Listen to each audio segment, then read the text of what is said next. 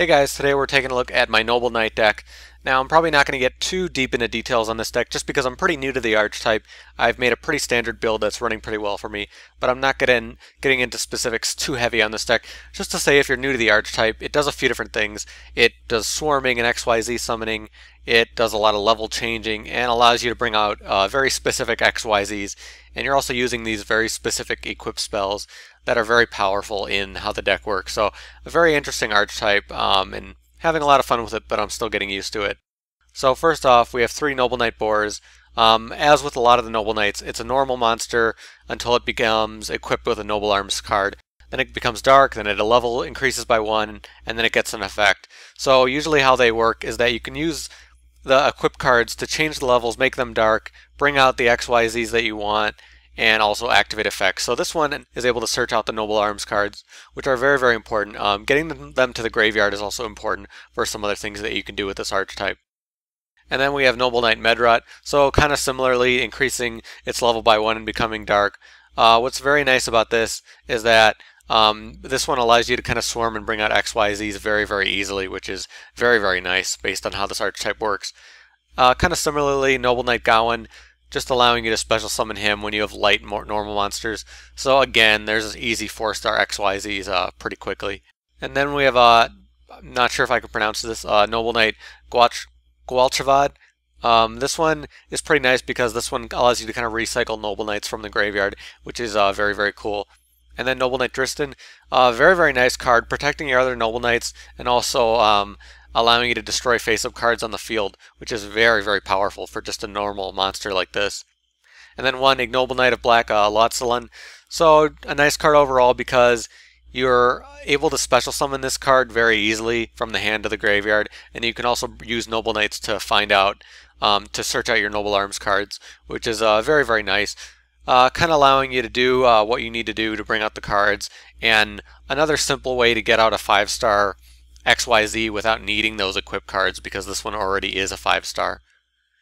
And then we have Honest, very helpful when the monsters are considered light. Lady of the Lake, very, very useful, 1800 defense, and will be used for the synchro summon of this guy over here, but I'll talk about that in a little bit.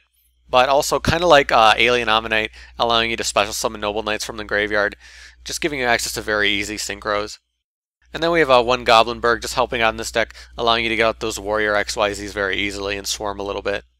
And now the spell cards. So obviously a lot of the Noble Knight swords that you'll be using. Noble Arms of Destiny, very, very powerful, allowing you to protect your monsters very, very easily. And most of the Noble Knight Arms cards kind of work the same. When it gets destroyed, you can kind of just rearrange it and put it on another Noble Knight card, which is very, very nice. And then we have Noble Arms Gallatin, so increasing your Noble Knight's attack by 1,000, really, really nice, but then it keeps losing attack. Still very, very powerful because you'll keep reusing this and allowing your monsters to just become very strong very quickly. And because of how, the Noble Knights work, if it does become like a negative, eventually you can just use their effects to get rid of it, which is very nice. And then Excaliburn, so kind of like Destiny a little bit, kind of protecting your monsters. It also has a very, very interesting effect that allows you to kind of recycle XYZ monsters, which is very, very cool. Then Noble Arms Caliburn. So this one, it's an attack boost, but it's also a life point gain, which is very useful overall. Just kind of a great card that kind of is helping your monsters become a little bit stronger while you keep getting life points. So overall, no real negative to this card, and it'll get recycled very easily and won't be a big problem. Then MST, Pot of Duality for some draw power. The last Noble Arms spell card. So Arfeudutyr, this one is a really interesting one because this one allows you to destroy set cards, which is very, very cool. Kind of setting your opponent up so when you bring out those powerful XYZs, you won't have to deal with some other big effects that are going on. And then Foolish Burial, very helpful with how the Noble Arms cards work. Dark Hull, Reinforcement of the Army, obvious, and a bunch of stable traps. Not much to say there. So for the extra deck, we're going to have one synchro. The one synchro is Ignoble Knight of Laundsallyn. Gets out very easily with Lady of the Lake. Very, very cool card, just allowing you to kind of search out Noble Arms spell cards, and also allowing you to search out more things after you destroy monsters. So very, very nice.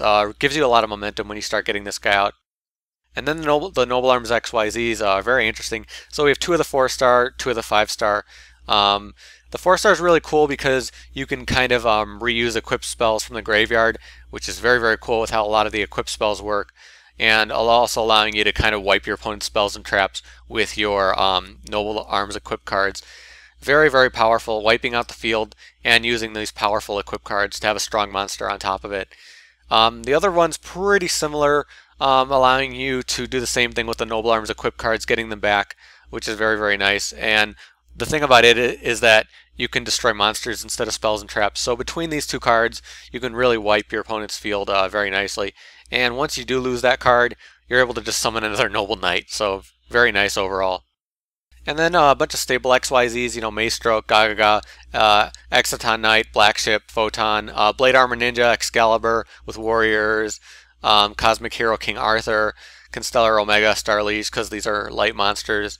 So a lot of the things you'd expect, not really too much to say there. There are a lot of different choices you can make for this deck though if you want. But for the side decks in my videos are just recommended cards that you can also use in this type of deck, but it's up to you. So there's another Noble Knight that's normal. It's this one with 1800 and 1800. Really good stats, but you know the effects are generally more powerful, so I don't run this. Noble Knight Joan is kind of an interesting one, but I'm not really a big fan of how it works, but it does allow you to search things out. Effect Veiler works really well in this deck, just allowing you to get this Synchro Summon out very easily. And then, so you can use like Chaos Sorcerer, Blackluster Soldier if you're running more darks, kind of make it more of a Chaos deck. It's up to you. Photon Thrasher helps you swarm decently well with this deck, getting those light XYZs out pretty easily. Same thing with Summoner Monk, just allowing you to get out XYZs more. You run a lot of spell cards in this deck, so Summoner Monk can be pretty nice. Night Daygreffer. Him, like other Geminis, can be really useful because you can use him, and it works pretty well with how the Noble Knight Arms works because they're normal monsters normally. So you can kind of use certain support that helps out really well, and Geminis just fit well with that. So cards like Vylon Spear, you know, Vylons in general can work really well with this deck. More light monsters. This card in particular is really nice, allowing you to kind of recycle Noble Arms equipped cards. There's a bunch of other things you could do with synchroing. You could bring in 3-star tuners. You can get out Power Tool Dragon, get more equipped cards. So a bunch of different stuff you can do there. A lot of different synchros you could also add in. There's other XYZs like Zubaba can be useful in this type of deck. 5-star XYZs, all that kind of stuff. Warrior Returning Alive can be very useful for this deck. Gemini Spark, like I was talking about, if you add in more Gemini support, then this can be a really good card to help you out. Magnum Shield, you know, in a warrior type deck that focuses on equipped cards, this one can be very powerful, especially because a lot of the Noble Knights do have some decent defense stats. Some of them are really good, like this one over here. Hidden Armory, good for searching out equipped cards, and cards like Pinpoint Guard can be really useful because of how focused the deck can be on XYZ summoning. So that's my Noble Knight deck. I'm still getting really used to it. You know, this is a pretty standard build, but there's a lot of things you can do. I definitely like to see suggestions from you guys. You know, if you have your own Noble Knight deck, you could tell me what I did horribly wrong in this build, but as I'm still new to it, I'm definitely going to update it as I keep going on. But if you like this video, you could subscribe or hit the like button. I'd really appreciate it. If you want to see more decks from me, you could check the playlists that are in the description. One of them has a list of all the decks I've made so far. Another one has a list of all the decks I've made for this current ban list. So check that out. If you want to contact me, all my contacts are in the description. If you want to follow me on Twitter, send me a message, you know, all that kind of stuff, you can check the description for that. But thank you guys for watching. I'll see you later.